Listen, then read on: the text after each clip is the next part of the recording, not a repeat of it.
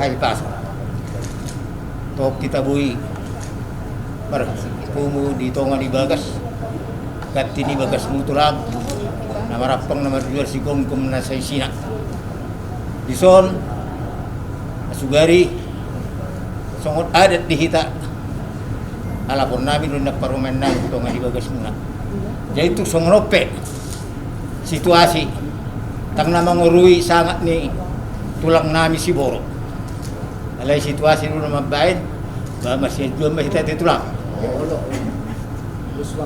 tinggal di pernakop ni mata nyarion di manugut nyarion Roma hami perburu muna marga sirai ima mardapotok pamuna tulang nami marga si Boro di jak pecak pemuna di hami tunglas doro hanami nampe songoni hami ro di mana lo perburu muna marga sirai tunglas doro kamu mencakup kami ketongani bagas tol ope beliau nang Roma kami mengalami paruman nami tung bertiar mah tulang songon pinaboy karpasahat kami songon soba nami tulang nami ba saya tuhat tama potong na mga ramo itu ya jadi masih kopa kulang-kulang pangarahon na tung songon ipe soba nami tuhabu tulang nami saya ang tama namang gohi pasu-pasuna matuto ayo tatala. Mandal sila na doon. Mangalap. Iya. Mangalap pengantin. Julelu sih. Oh, luahan. Jadi mauliati ma dihamu Raja Niburunami marga sirait. Las rohanami dinaro hamuna tubagas nami.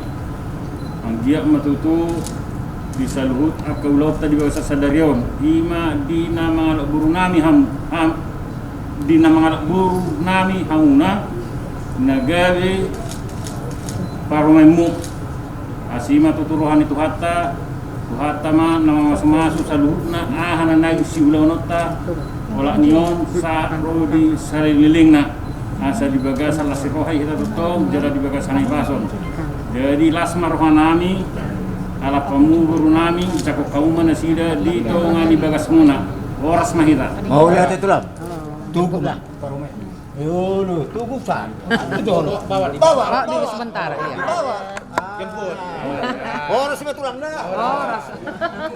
Atau ayo sama mauliate ma di tuhata mauliate ma di parpumuata di bagas manuguton las rohata ima di nanaing mamuka pardongas saripeon buru nami doho nganai kelanami mahitelas ni rohanami pasatami di son dalas pasalas rohamuna laho mamuka pardongas saripeon ni kesaha mon saha ma ulota di bagasa sadarion gabi rumah tangga nadingke kamu tujulan nereon dekesar bon saur mahamu matua payoti utak kapro parmuna sugut asa sititi masih hopa hudung lai si rumah songonope si panganon natupa di batama namang guhi pasu-pasuna matuto. Oras. Makan Iya, cuci tangan ya. Minta dulu dari para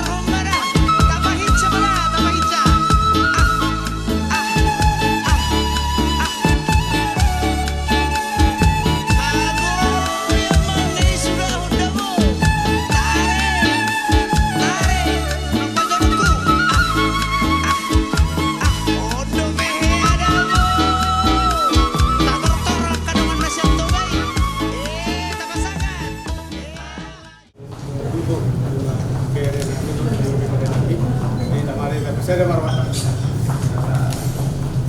Dipuji kami bahwa oleh Tuhan begitu anak Yesus Kristus dalam rohani itu Tuhan malah diberikan di besar. Boy kami marhaji pasuk. Boy kami marhasonang. Di besar las turoha alanya sini.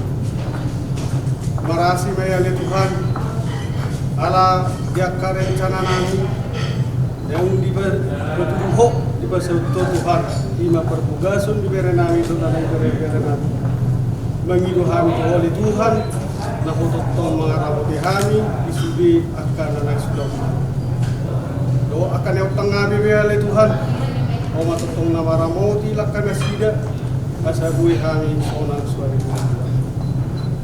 Tuhan yang turun nami ma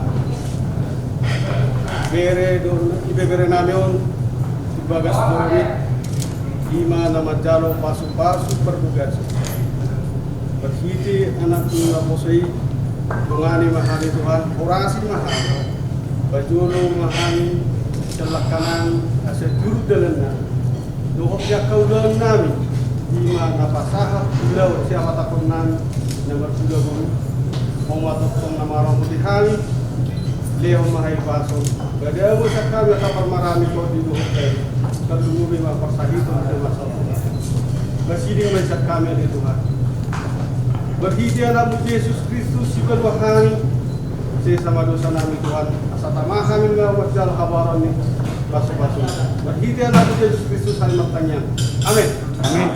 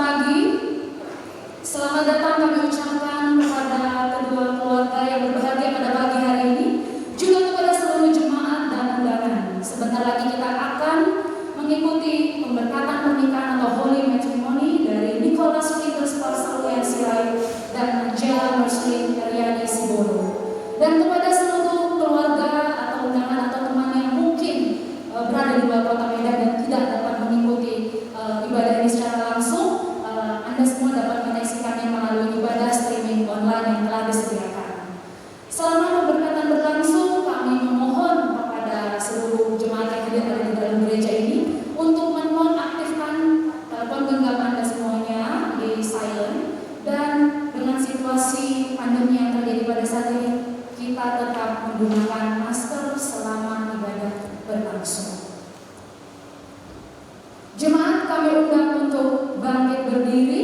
Kita akan menyaksikan prosesi orang tua dan keluarga, parents and family, dari keluarga Bapak Beni Pasirait dan Ibu Rian Cesia serta keluarga Bapak Davis Pesiboro dan Ibu Heni Panjaitan.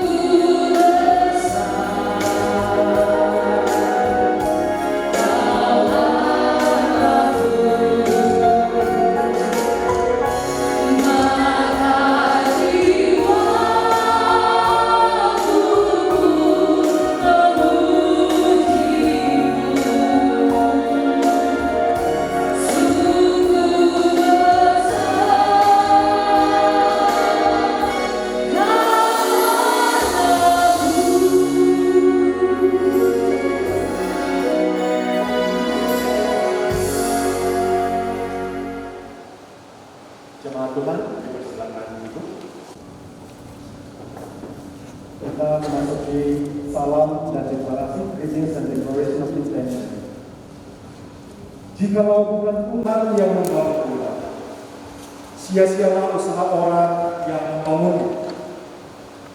Jikalau bukan Tuhan yang mengawal kota, sia-sialah pengawal berjaga-jaga.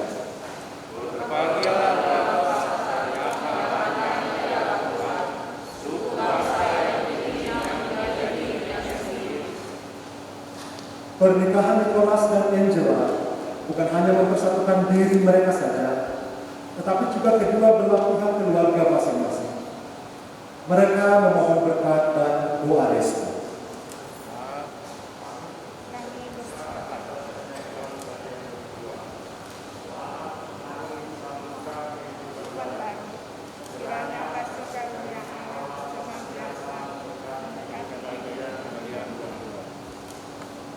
Saudara-saudara yang terkasih, dengan jemaat Tuhan, apakah kita sekalian bersedia dengan anugerah Allah menyokong kedua mempelai ini di dalam rumah tangga mereka?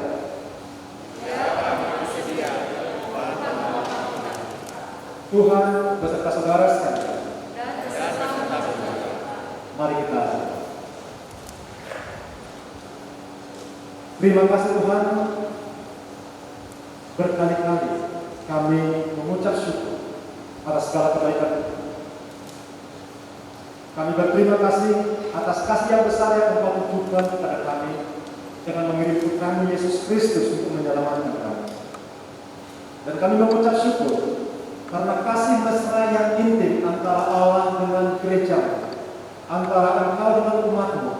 Engkau berkenan menggambarkannya melalui sebuah lembaga pernikahan, di mana seorang suami mengasihi istrinya sebagaimana Kristus mengasihi jemaat, dan seorang istri tunduk menghormati suaminya sama seperti halnya jemaat tunduk kepada Kristus.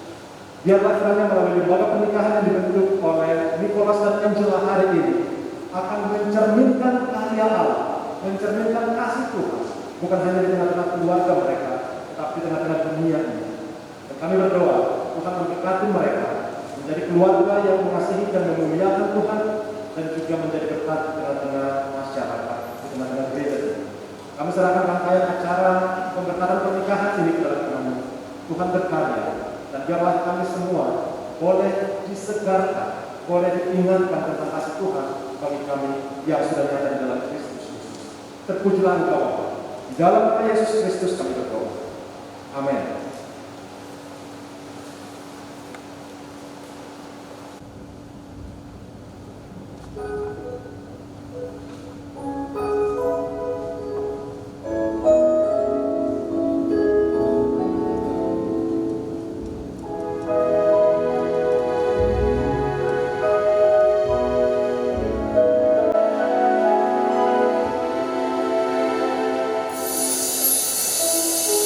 You are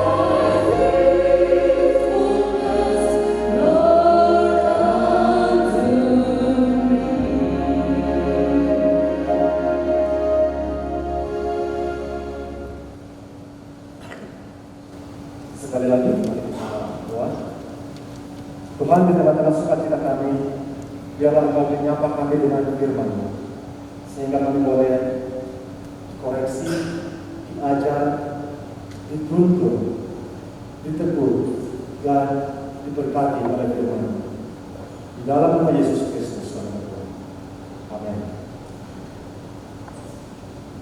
Shalom bagi kita seluruhnya. Pertama sekali kita memuji Tuhan dan juga selamat bagi Nicholas dan Angela setelah penantian dalam menjalin hubungan 3,5 tahun kurang lebih. Mereka ingin disatukan di dalam pernikahan kudus hari ini. Selamat untuk keluarga besar Sirai, selamat untuk keluarga besar Siporo. Tuhan memberkati kita seluruhnya. Bapak Ibu Saudara yang dikasihi dalam nama Yesus Kristus, saya membacakan hanya satu ayat firman Tuhan dari Kejadian pasal 2 ayat yang ke-24. Kejadian 2 ayat 24, demikian firman Tuhan. Sebab itu seorang laki-laki akan meninggalkan ayahnya dan ibunya dan bersatu dengan istrinya, sehingga keduanya menjadi satu daging. That is why a man leaves his father and mother and is united to his wife, and they become one flesh. Saudara yang terkasih, ada satu cerita rabi-rabi Yahudi. Jadi ini tidak ada di dalam Alkitab. Katanya, ketika Tuhan menciptakan Hawa, awalnya Adam mengamati Tuhan ketika Tuhan sedang berproses membentuk seorang wanita yang menjadi pendampingnya. Ketika Tuhan membentuk Hawa masuk dalam proses, ada banyak permintaan. Jadi misalnya ketika dia lihat, oh Tuhan tolong kulitnya diputihkan dikit, atau matanya dilebarin dikit. Oh yang ini tolong dikurangi begini, dikurangi begini. Akhirnya Tuhan berkata, udah kamu ribut sekali, akhirnya dipanggil ada tidur. Jadi kamu tidak tidur. Setelah itu Tuhan berkati yang menurut kehendaknya, dan setelah selesai ada terbangun, dan ketika dia melihat Hawa, maka dia langsung surprise berkata, inilah dia, daging dari dagingku dan tulang dari tulangku. So this is the bone of my bones, the flesh of my flesh. Sebenarnya ini modifikasi dari kisah yang ada di Alkitab. Ini menggambarkan ketika kita ingin mendapatkan pasangan hidup, kita banyak sekali menuntut pasangan kita menjadi seperti yang saya inginkan. Dari kisah para nabi tadi, Adam digambarkan dia ingin mengubah Hawa sesuai dengan yang dia mau.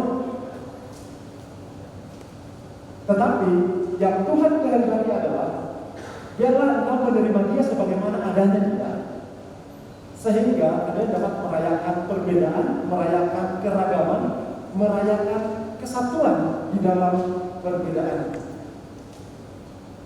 Kalau cerita di dalam Alkitab kita tidak ada yang protes-protes itu. Adam hanya dikatakan Adam dibuat Tuhan tertidur, lalu Tuhan melakukan operasi bedah yang pertama dari tulang rusuknya, maka terjadilah inilah daging dari daging, tulang dari tulang. Saudara-saudara yang terkasih, khususnya untuk Nicholas dan Angela,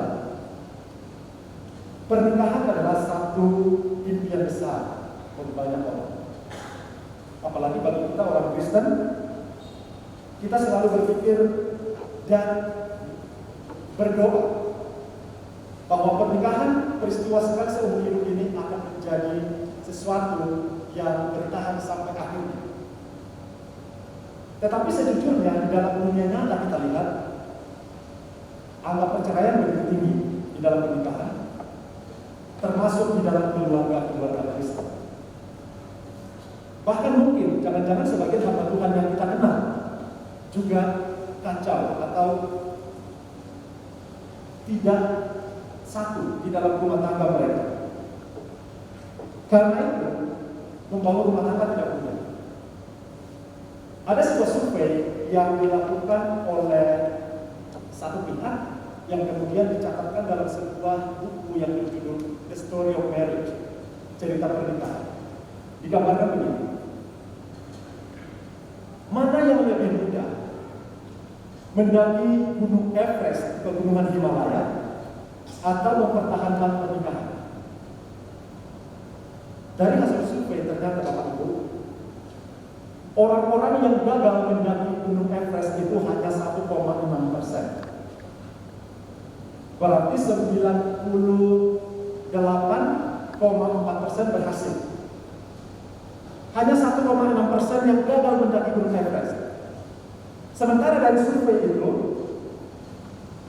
40% pernikahan pertama berakhir dengan kegagalan.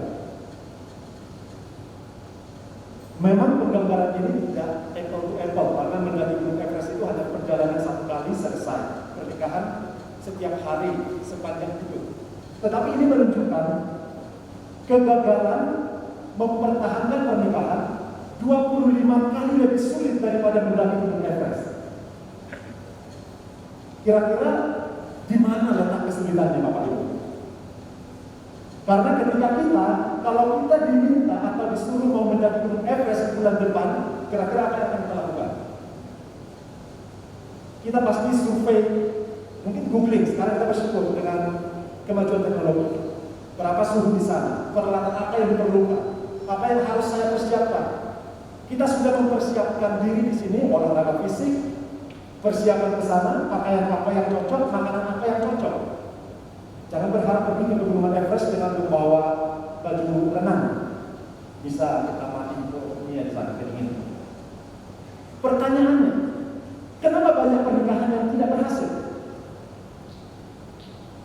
Sejujurnya, Bapak Ibu, mari berefleksi ketika kita menikah, persiapan apa yang paling kita lakukan, yang paling banyak kita lakukan? Kebayanya warna apa? Wismanya di mana? Yang mau diundang siapa? Berapa banyak? Nanti juru fotonya siapa? Menu cateringnya apa? Semua yang dipersiapkan itu adalah semua persiapan hanya demi hari H. Setelah selesai hari H apa? Tiba-tiba hari ini Nicole sudah menjadi seorang suami, Angela menjadi seorang istri. Oh, bagaimana menjadi seorang suami yang baik? Bagaimana menjadi seorang istri yang baik? Gak ada sekolahnya Bapak Ibu. Kalau mau menjadi dokter ada sekolahnya, menjadi ahli hukum ada sekolahnya, menjadi polisi ada sekolahnya, menjadi suami, menjadi istri tidak ada sekolahnya. Hari ini begitu diproklamirkan mereka menjadi pasangan suami istri, status mereka berubah, peran mereka juga berubah. Dan di sini yang orang-orang tidak banyak mempersiapkan diri. Tapi kita bersyukur dari sejak tahun lalu Pak Sirait sudah komunikasi dengan saya bagaimana kemungkinan mereka mendapatkan konseling pranikah. Berhubung cara dan ternyata tersedia konseling pranikah di sana di tempat di mana mereka beribadah, saya katakan silakan. Jauh lebih baik mereka ikut di sana langsung dan juga kita mempersiapkan mereka. Walaupun tetap tidak ada jaminan mau kita ikut konseling pranikah selama bertahun-tahun juga tidak jaminan setelah menikah pernikahan akan mulus. Tetapi at least sekarang mereka tahu pernikahan Kristen seperti apa. Apa peran suami, apa peran istri, bagaimana pernikahan yang dikehendaki oleh Kristus. Inilah yang menjadi perkumpulan kita bersama dan tidak ada sekolah. Tahun ini adalah tahun pernikahan ke-12 bagi kami. Masih belum ada apa-apa dibanding Bapak Ibu di sini sebagian. Mungkin sudah ada ulang tahun pernikahan ke-30, ke-20 sekian. Tapi saya pikir kalau kita bertanya masing-masing kepada pasangan demi pasangan, apakah banyak tantangan atau apakah ada masalah? Pasti banyak, pasti. Pertanyaannya, bagaimana menjaga supaya pernikahan ini tetap bukan asal berjalan begitu saja, tetapi kita menjadi satu keluarga yang sungguh-sungguh menjadi satu sebagaimana yang Tuhan kehendaki. Firman Tuhan hari ini mengingatkan standar pernikahan yang baku yang seharusnya diikuti oleh semua orang. Disampaikan oleh Tuhan di Kejadian 2 ayat 24 ini, bahwa seorang laki-laki akan meninggalkan ayahnya dan ibunya, bersatu dengan istrinya dan menjadi satu daging. Ayat ini nanti juga dikutip oleh Tuhan Yesus di Matius 19 untuk menegaskan tentang satu laki-laki dan satu perempuan menjadi satu sampai mati. Juga diingatkan oleh Rasul Paulus di dalam surat Efesus. Jadi sejak awal, the great design of God about Christian marriage, about the marriage of the people is satu pria, satu wanita menjadi satu, bukan menjadi dua, tetapi meninggalkan orang tua dan menjadi satu. Itu sebabnya saya memilih judul tema khotbah hari ini yang simpel saja, one, supaya gampang diingat. Oke, one, satu. Pertanyaannya, bagaimana menjadi satu? Bagaimana menjadi satu? Kesatuan di dalam pernikahan bukan berarti hanya satulah yang mendominasi, yang satu ikut saja. Menyatukan dua pikiran tidak mudah. Menyatukan dua kemauan, dua kehendak tidak mudah. Tetapi kita melihat di dalam Alkitab bahwa ketika kita mempelajari pernikahan sebagaimana desainnya Allah, kita menemukan 4 tiang utama.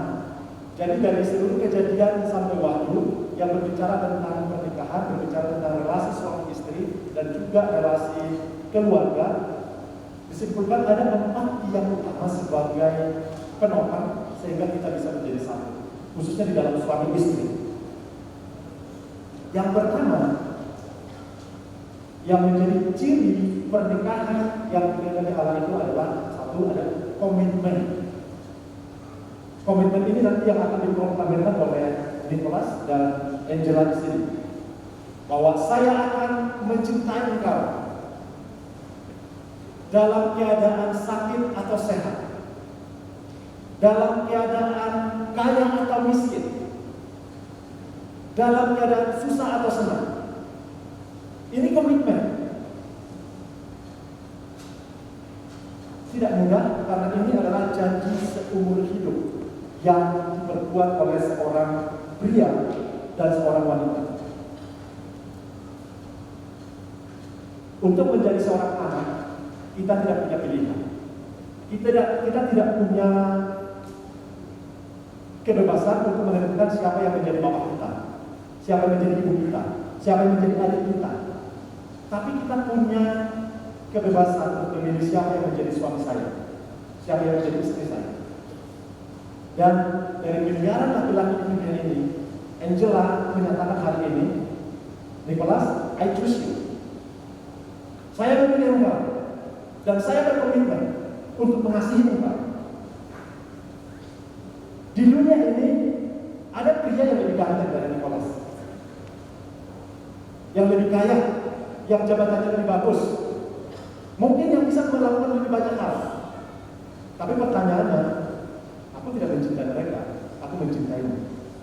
So this is the reason I say yes to you. Dan sebaliknya juga, Nicholas bisa melihat ada banyak perempuan lain, tetapi secara sadar dia berkomitmen, aku mengasihimu sampai maut memisahkan kita. Ini gambaran kasih Allah terhadap manusia, kasih yang tanpa syarat. Kita tidak mengatakan aku mencintai ketika engkau menipu, aku mencintaimu ketika engkau sukses, aku mencintaimu ketika engkau kaya. Jadi yang pertama adalah komitmen. Kita harus menjaga komitmen ini sampai akhir.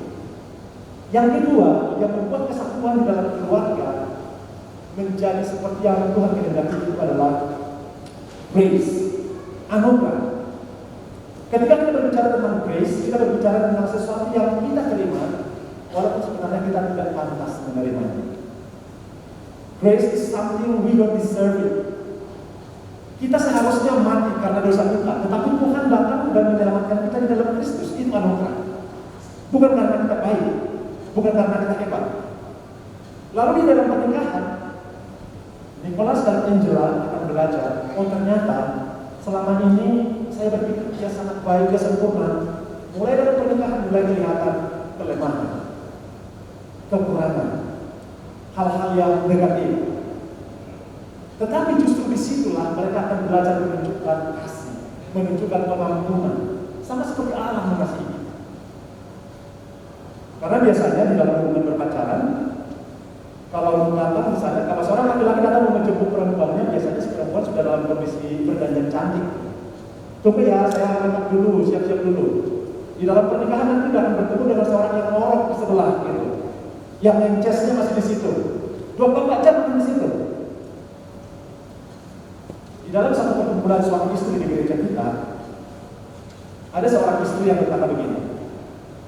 Dulu ketika kami menikah, awal-awal menikah, ekspektasi saya terhadap suami saya itu adalah 10. Tapi ternyata di dalam pernikahan, semua bisa jadi masalah. Ketika mandi handuk, entah apa masalahnya, nggak bisa buat handuk kejemuran di situ aja. Harus selalu di tempat tidur berserak, basah. Entah apa susahnya, kaos kakinya nggak pernah ditaruh ke tempatnya, berserak di mana-mana. Entah apa susahnya, mencet kodok selalu dari tengah nggak pernah ditutup. Itu pun bisa jadi masalah. Dan setelah menikah, dia katakan, jadi sekarang ekspektasi ibu kepada suami berapa? Wah, gak ada lagi, udah minus. Sudah minus. Daripada berantem gara-gara handuk basah, udah kalau saya lihat daripada dulunya saya masih berantem, saya masih protes. Tapi kalau sekarang udah, saya langsung ambil aja, saya taruh ke tempatnya, beres. Tidak berantem lagi. Kalau ada sesuatu, artinya semakin saya hidup bersama dengan pasangan saya lihat kekurangan-kekurangan yang tidak prinsip. Saya belajar mengalah daripada menjadi masalah, dan ternyata setelah saya melakukan itu, dia juga jadi belajar makin menghargai saya, dan dia belajar melakukannya sendiri. Jadi di dalam pernikahan ini nanti yang perlu Nicholas dan Angela tetap ingat belajar untuk mengasihi, mengampuni kekurangan bersama lain. So let us show God's grace in the family, in our marriage. Jadi tadi bagaimana menjadi satu, komitmen, dan juga yang kedua ada grace. Yang ketiga adalah empowerment, pemberdayaan. Bapak Ibu, kalau kita mau menyamakan pasangan kita, ketika bertengkar, kira-kira enak sekali ya mengungkit kesalahan dia, enak sekali membongkar keburukan dia. Siapa yang paling tahu kelemahan seorang laki-laki atau kelemahan seorang suami? Istrinya. Siapa yang paling tahu kejelekan keburukan seorang istri? Suaminya. Pertanyaannya, apa yang kita lakukan dengan informasi tentang kejelekan-kejelekan ini? Apakah kita mempergunakan ini untuk menyerang, merongrong, menghancurkan pasangan kita? Atau apakah kita memakai ini untuk menolong dia menjadi bisa semakin baik? So that's empowerment.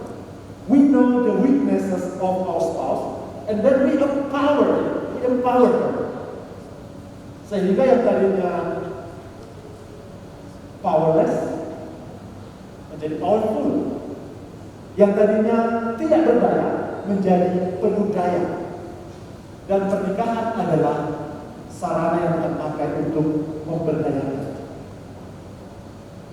Jadi janganlah adanya pernikahan membuat Nicholas makin down, makin jatuh, tapi justru karena sudah ada sekarang yang membantu memberdayakan dia, harus semakin efektif, semakin naik, semakin kreatif, semakin produktif. Demikian juga Nicholas support istri. So commitment, grace, empowerment. Dan yang keempat, yang membuat keluarga kita satu, berkaitan dengan ayat firman Tuhan hari ini, bahwa keduanya menjadi satu dasi. Jadi ini berbicara tentang intimacy. So the fourth point is intimacy, keintiman. Saya tahu dalam keluarga Pak Toba khususnya agak jarang melihat suami yang mesra dengan istrinya, apalagi di depan umumnya. Sampai-sampai ada satu teman saya bilang, kalau kami ke mall, kalau istri memegang memegang tanganku, kata si suami, aku merasa kayak diperkosa. Jadi dia sangat tidak nyaman, jangan pegang. Karena apa? Dia berpikir nggak usah dekat-dekat. Itu pengalaman salah teman saya. Di kampung kami juga jalannya lebar, tapi kalau suami istri berjalan, nanti si istri bisa jalan 5 meter di depan, si suami mengikut dari belakang. Hanya mereka dua yang jalan, jalannya ada 3 meter. Tapi tetap istri jalan duluan, si suami menyusul. Karena apa?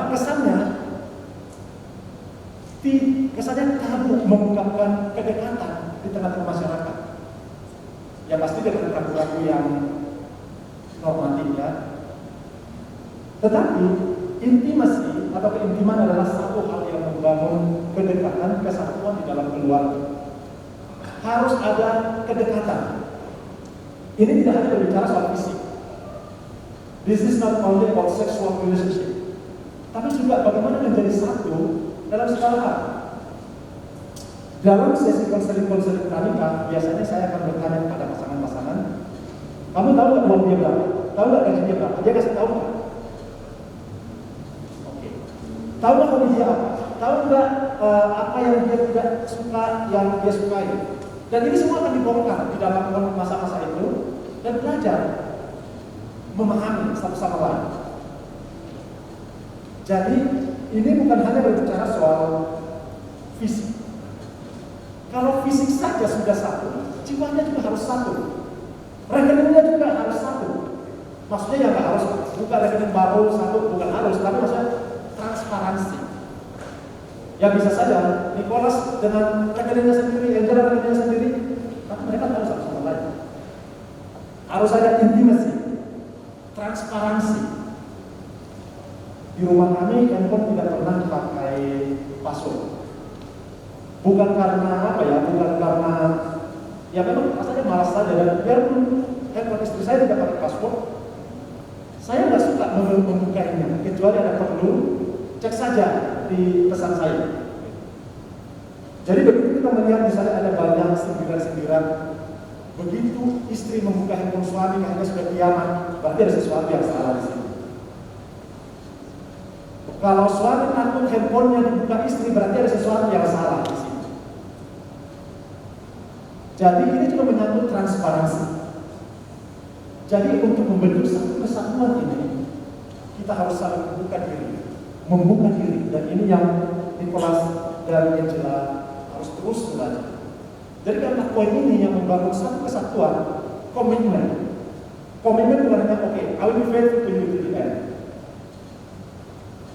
Sedih mengatakannya Bapak Ibu, ada banyak keluarga yang komitmennya sangat kuat, tapi intimasinya kosong. Begitu anak-anak sudah merantau, itu yang dikenal sebagai satu situasi empty nest ya. Karena suami dan istri gagal memupuk kemelekatan intimasi. Begitu anak-anak sudah besar, suami dan istri tinggal satu atap, pisah kamar. Karena apa ya? Dari kayak dua anak kos terjebak satu rumah kos gitu. Yang satu bertugas menjaga kebersihan, yang satu tugas masak. Dua ada tugasnya. Tidak ada lagi kedekatan, intimasi. Jadi ini perlu dipupuk. Tuhan ingin kemelekatan ini tetap ada, bukan hanya sekarang, tapi bahkan ketika nanti perayaan 50 tahun pernikahan, si istri tetap mengasihi suami, suami tetap mencintai istrinya. Dan ingat, inilah gambar yang Allah ingin refleksikan melalui pernikahan kita pada dunia. So untuk kita semua, khususnya untuk Nicholas dan Angela, untuk membangun kesatuan ini, mari jaga komitmennya. Mari tunjukkan grace, anugerah Allah bagi pasangan. Mari memberdayakan satu sama lain. Do the empowerment of your spouse. Dan build the intimacy supaya terjadi kemelekatan kesatuan di dalam keluarga. Inilah ciri pernikahan yang Tuhan inginkan dari keseluruhan Alkitab kita. Maka ketika kita melakukan itu, kita dapat menikmati lembaga pernikahan sebagai satu rumah di mana kedamaian kita alami setiap hari. Di mana kita merindukan rumah sebagai tempat di mana kita bisa terima sepenuhnya, dapat mengungkapkan hati kita, dapat mengungkapkan perasaan kita bersama-sama. Konflik tetap ada, tapi kalau diselesaikan ada grace. Berantem biasa, ada grace. Dan ada kasih Tuhan yang menyatakan di situ. Yang lainnya menjadi dorongan, motivasi bagi kita semua, mesti bagi kedua mempelai. Jadi ingat bahwa hari ini keluarga Surai dan keluarga Sporo melepaskan anak-anak mereka membangun satu keluarga yang baru. Mereka independen. Yang berhak menentukan keputusan bagi mereka adalah mereka sendiri. Bukan lagi orang tua, bukan lagi orang-orang di sekeliling. Memberi nasihat, memberi saran bagus kepada orang-orang yang sudah jauh lebih berpengalaman. Tetapi hari ini kita melaunching mereka menjadi satu keluarga yang akan membangun kesatuan mereka sendiri di dalam Kristus berdasarkan ketaatan mereka pada firman Tuhan. Tuhan memberkati kita, Tuhan memberkati firman. Amin. Mari kita berdoa.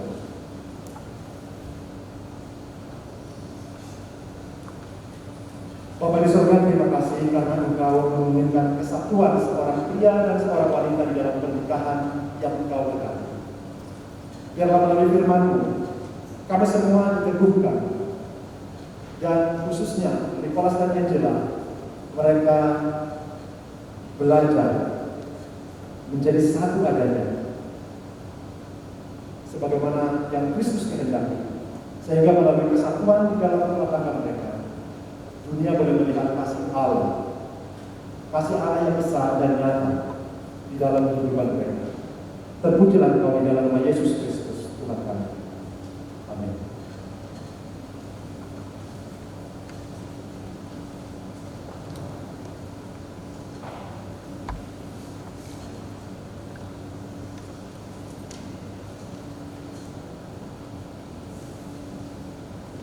Bapak Ibu, saudara-saudara yang terkasih dalam nama Tuhan Yesus Kristus, kita akan menyaksikan kebenaran pernikahan Nicholas dengan Angela. Saya mengundang kedua mempelai ke depan. Please come forward.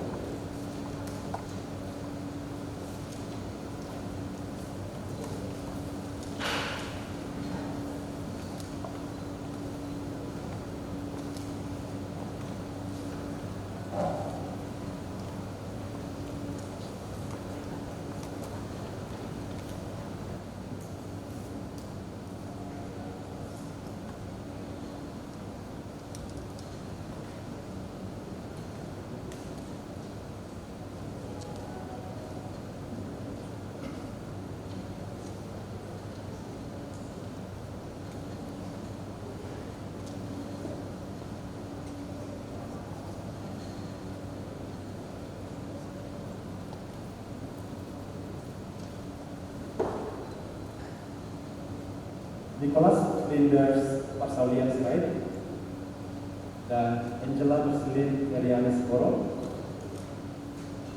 I ask you now in the presence of God and His people to declare your intention to enter into union with each other through the grace of Jesus Christ, who calls you into union with Himself as acknowledged in your baptism.